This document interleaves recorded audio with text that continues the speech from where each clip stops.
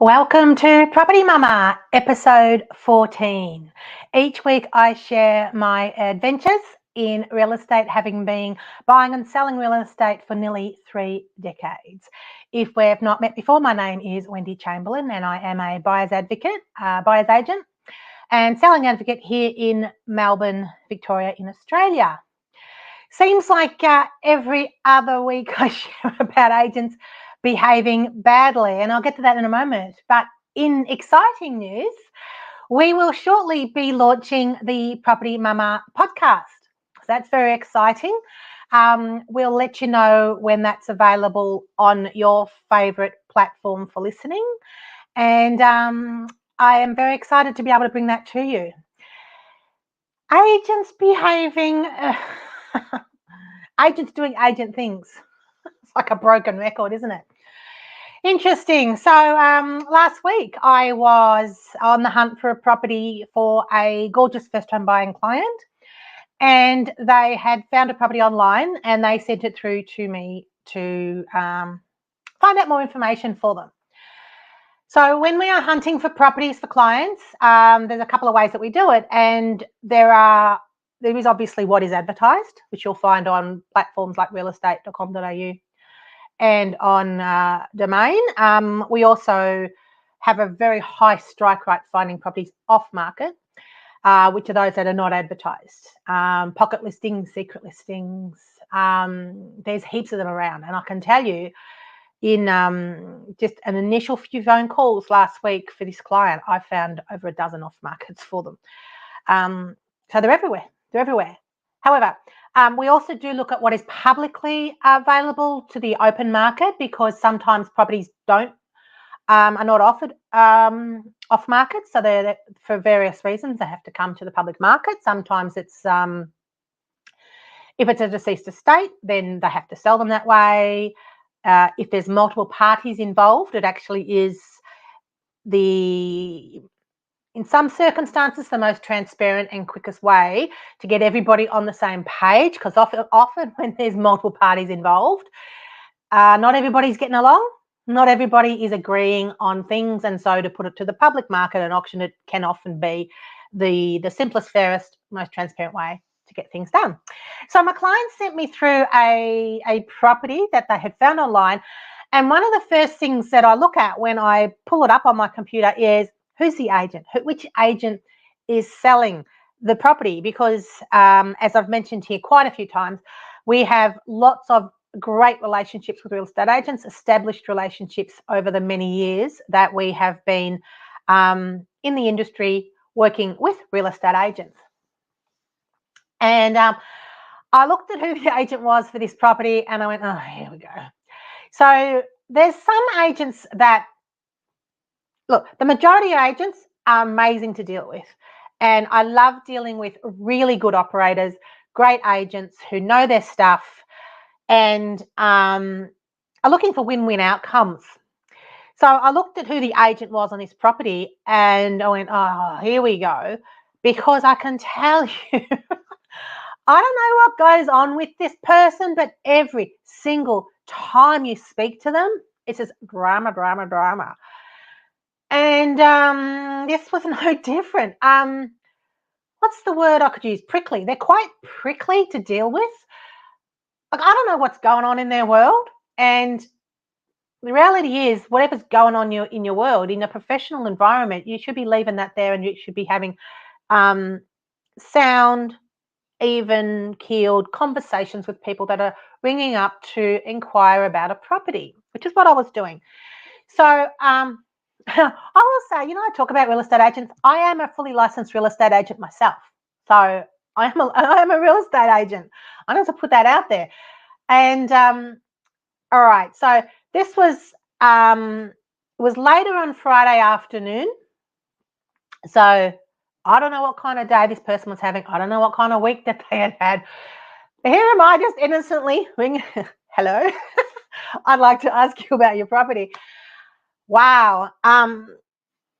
Yeah, so when I had a look at it, so in parts of Melbourne, it's quite normal auctions are normal. We know that. Melbourne's an auction town, I say that.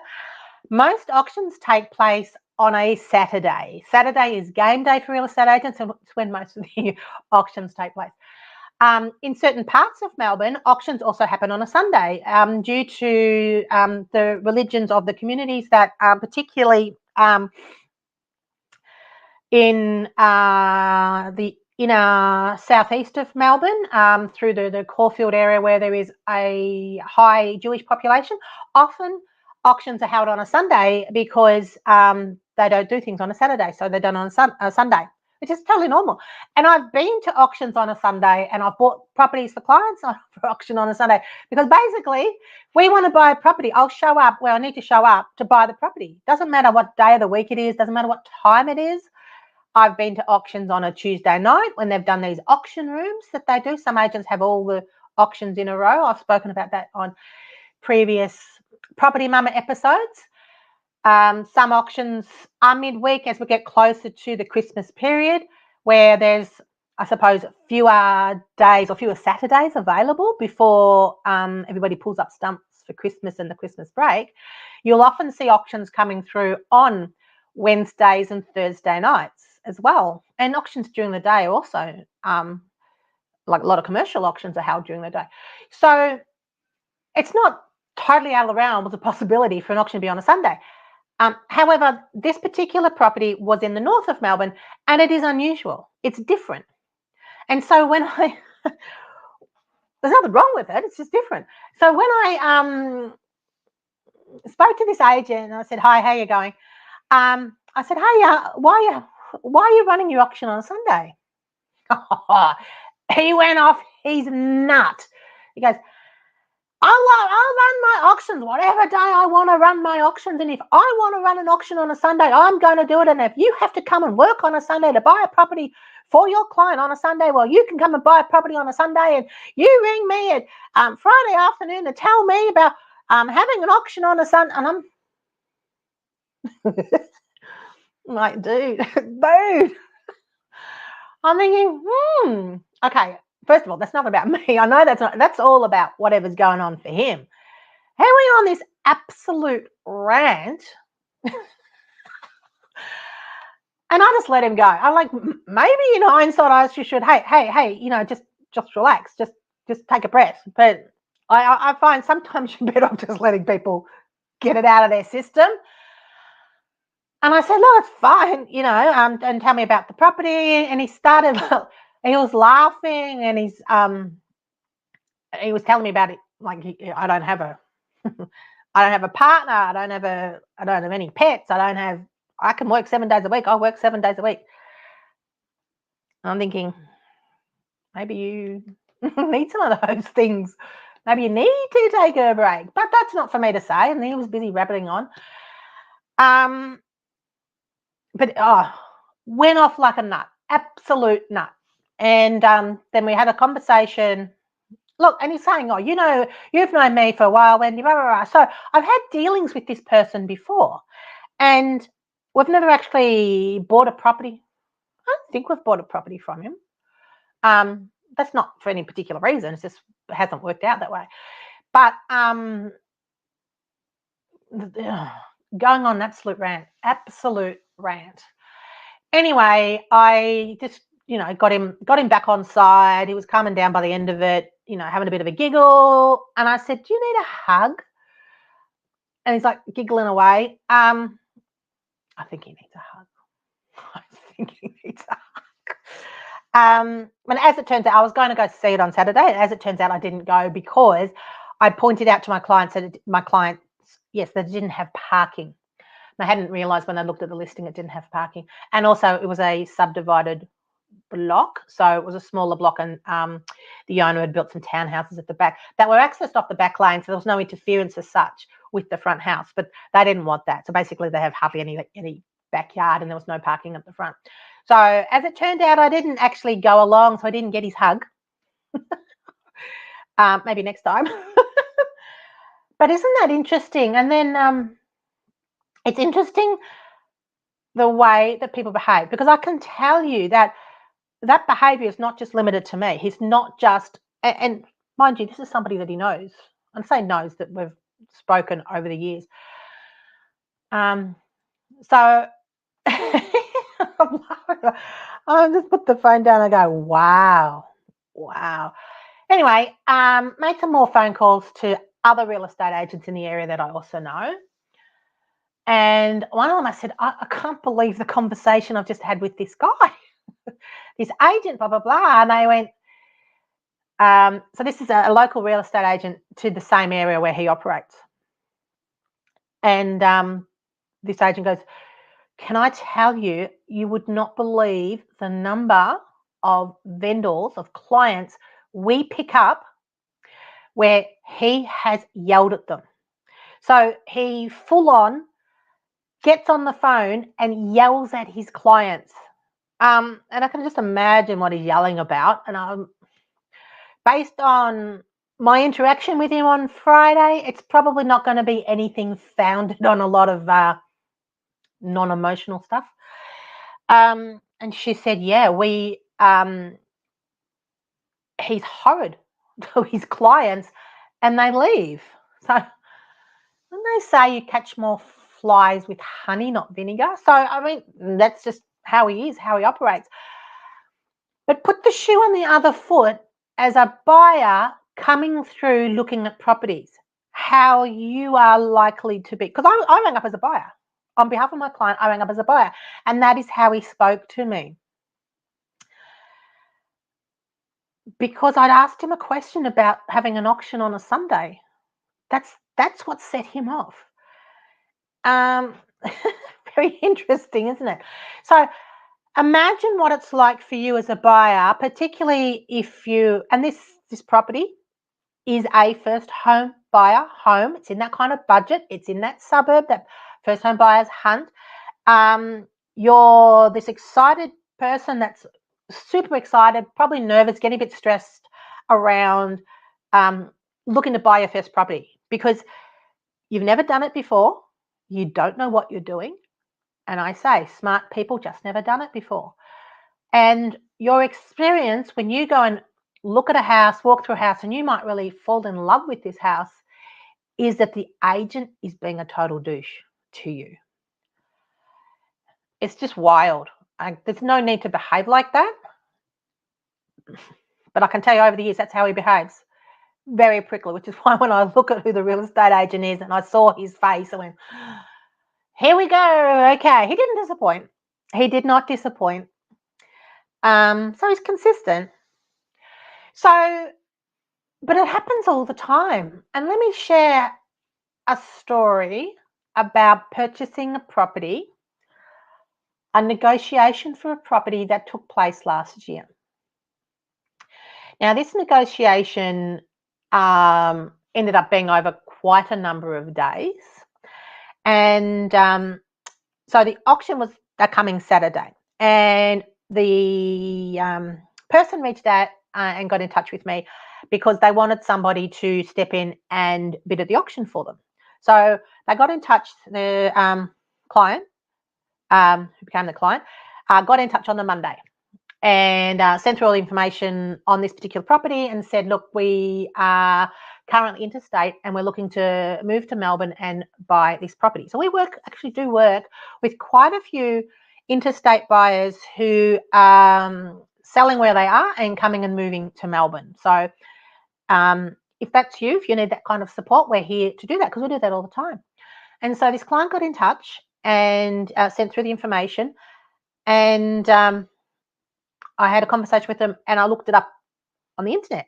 And again, I was excited because I knew the agent. And when I say I knew the agent, I've known this particular agent for a long time, probably 15 plus years. And this agent is one that I would describe as one of the good ones. So I got excited by that because I love when I can talk to great agents, find out the information that I need, and then we can work out navigating our strategy, our next steps in relation to buying the property for our client. So I rang the agent and I found out the information, a bit of background information about the property. It was going to auction on Saturday, a little bit about the history of the property, why the vendors were selling the property, also on price, where it was sitting on price because it was advertised within a certain guide price range, which properties here in Victoria are required to under the Victorian law. They need to, agents, when it becomes a publicly listed property, they need to have a statement of information. And I've talked about statement of information before, which is 3 comparable sales within the last 6 months within 2 kilometres of this particular property. And so this is where the agents estimate their guide price, which is usually a 10% spread. So I spoke to the agent about that. All good, had a good conversation, hung up, let my I asked for the contract of sale as well, because it was going to auction on in 6 days. So I asked for the contract of sale to be sent through. That's all fine. And then I spoke to my clients, gave them an update about as to what was going on. Next thing, so online the property was listed with 2 agents, because often the properties online are listed with two agents. That's very, very common, because there's usually a lead agent and then there's let's call it a backup agent, but there's usually 2 on. So if you can't get hold of one, there's usually another one there. So they generally have 2 people on the campaign. So when I pulled up the property, I rang the person that I know very well. I've known for many, many years. Next thing, I get an email from the other person that was listed on this property. Very, curt and matter of fact. Hi, my name is such and such. I'm the lead agent on this property. You're going to be talking to me from now on. Because it's like, basically, talk to me, don't talk to him. I went, okay.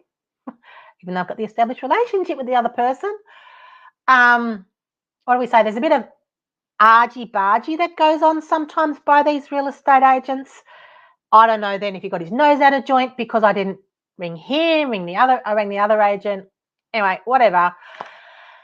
Doesn't worry me one way or the other. So I started communicating with this other agent about what I wanted to know about the property.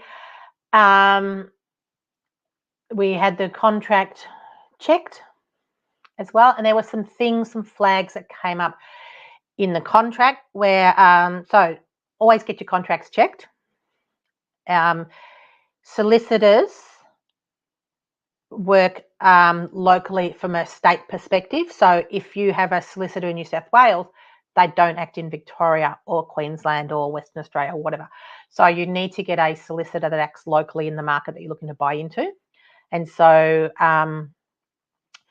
the contract got checked, and there were some things in there that we had some questions around.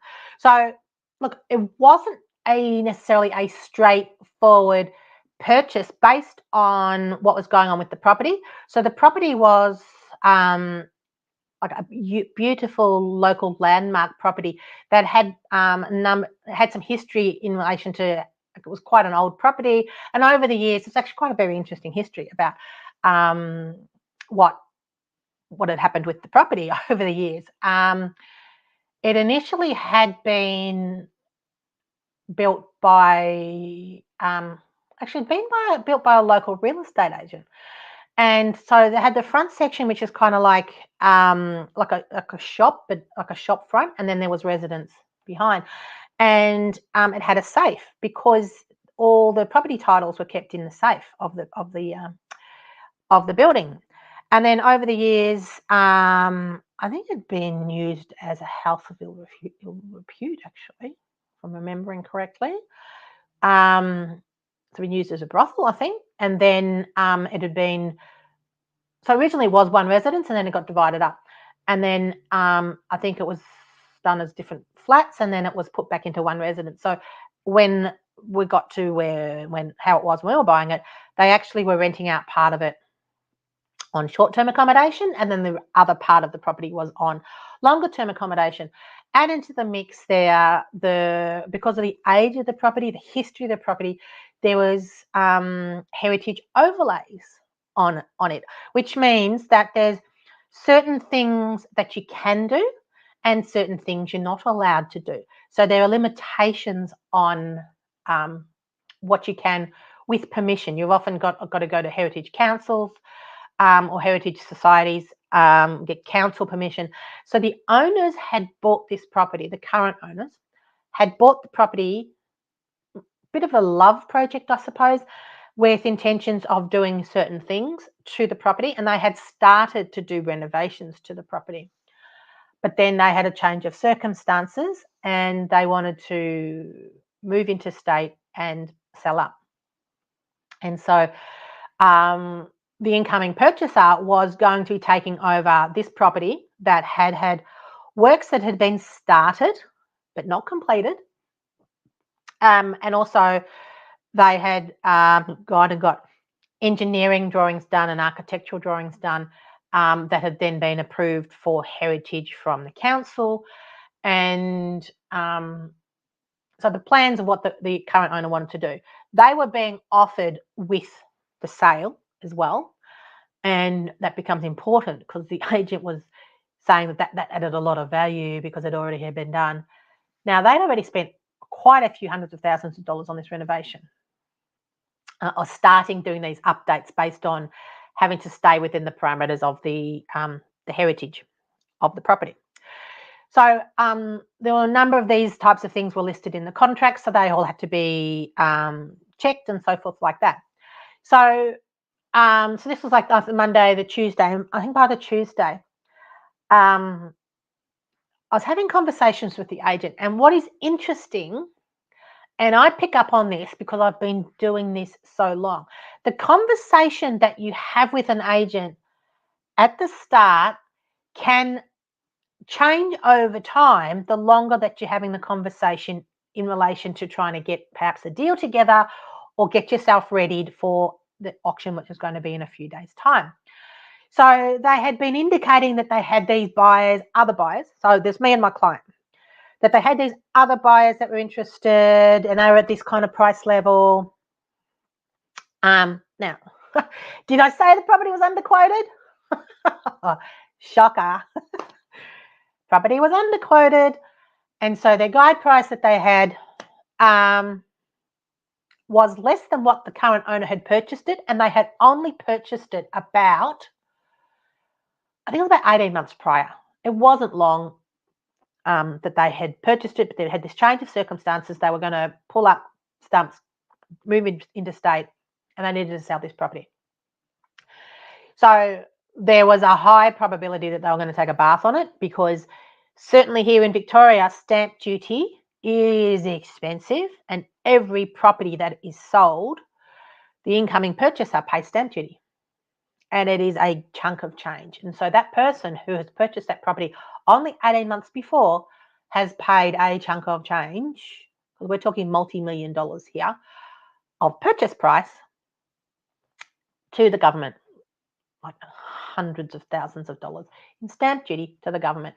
So when you've bought a property and you're selling it again so quickly, the high probability is that you're not going to get your stamp duty back unless the market has moved significantly up and then you've got uplift in your pricing. That's where you can claw back some of the outgoing of the stamp duty. Now, the market hadn't moved here, and this was it's a gorgeous local heritage landmark property that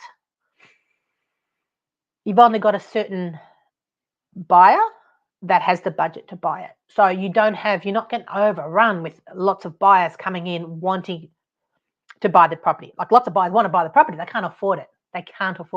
So in the conversations with the agent at the start of the week were very much different to the end of the week, because the conditions and terms that we wanted to put on or have the vendor agree to for us to bid at auction were starting to be quite complicated.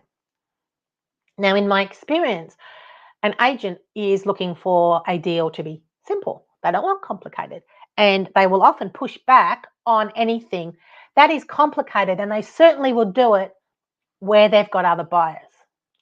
They were not pushing back as hard as the week went on. So my spidey senses were going, they don't have anyone else. They don't have anyone else looking to buy this property. So as I mentioned, my clients engaged me to bid at auction on the Saturday. But then they decided they wanted to make an offer. Which is fine, which is fantastic. So the conversation with the agent changed slightly. Now, this agent started off sweet as pie. He was my best friend. I can tell you things. Over the course of the weeks, things changed. But anyway, so they had listed their guide price.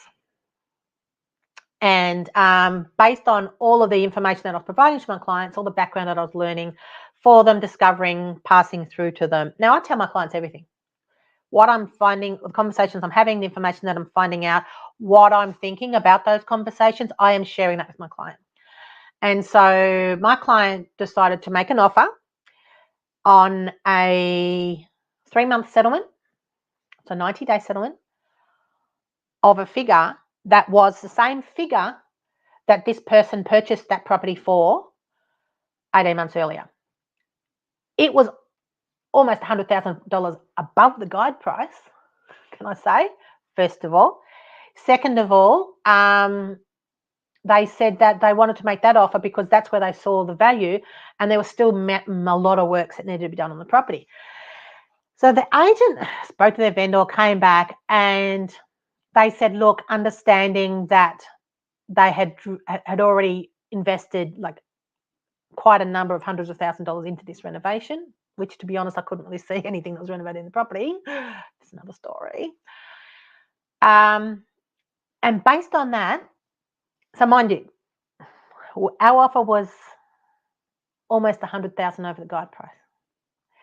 They came back, the agent came back, and they counted $300,000 over the top of the guide price. You wonder why people get frustrated about underquoting. $300,000 was their counter offer based on them, not wanting to lose money and having paid the stamp duty and having started the renovation and all these things, all of which my client doesn't care about. That's the issue for the vendor. That's the vendor's issue. It's interesting, isn't it?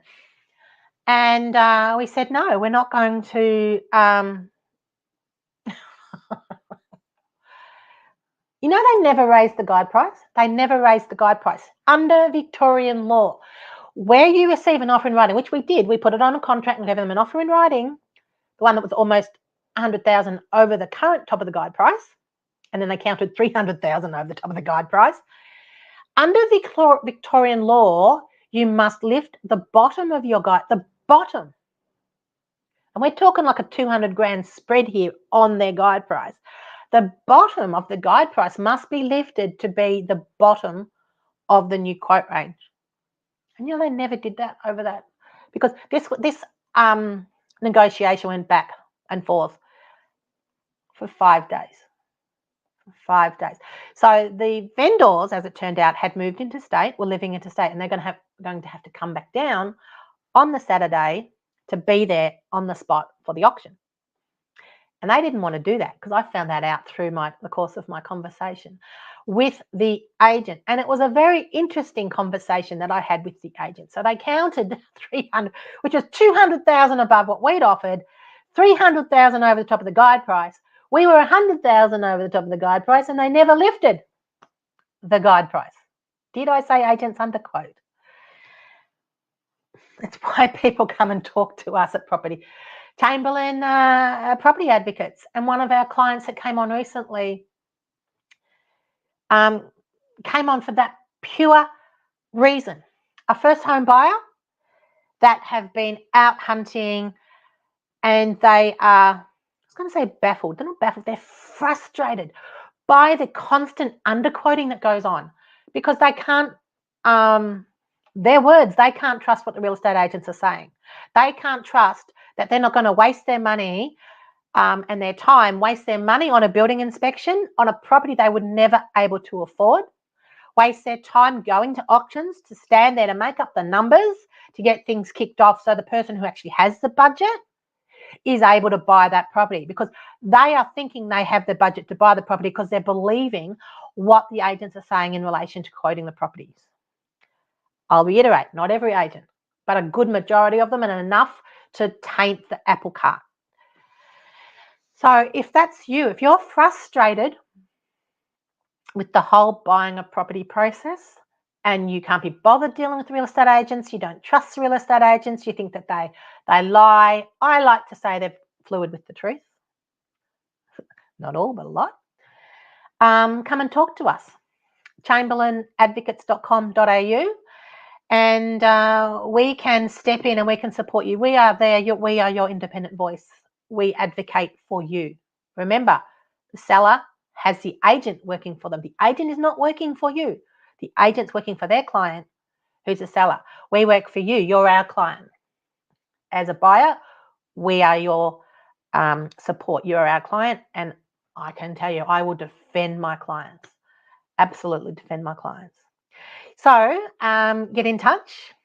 There is a lot more to my 5-day negotiation story that I will continue on a future episode of Property Mama, including, say, agents behaving badly. The agent absolutely lost it. Lost it. He was sitting there with his little book, his scripts, trying all. I'm Teflon. It's not going to. I'm not going to get emotional about it. I have my instructions from my client. We have our budget. I'm told we've worked our strategy. We know what we're doing. And you can throw every single script in your book at me. And I'll just, yeah, no worries. Okay, I'll pass that feedback on. And he went off his nut. He got himself so agitated, so worked up to the point of yelling and calling my clients liars.